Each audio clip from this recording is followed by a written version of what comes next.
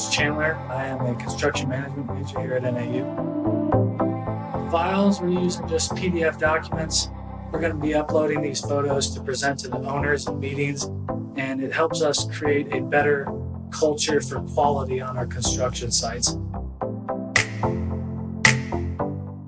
I use the QB Pro for taking photos on my job sites.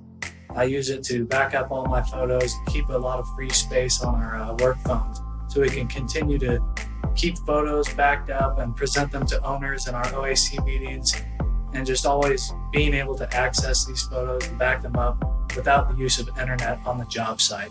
So it keeps me out of the office and more on site.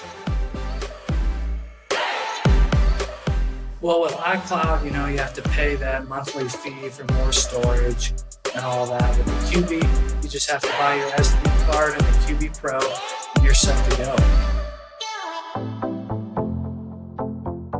Overall, yeah, it's a very intuitive app, very easy to use. You can back things up with just a few clicks, and you can even do it while you're sleeping.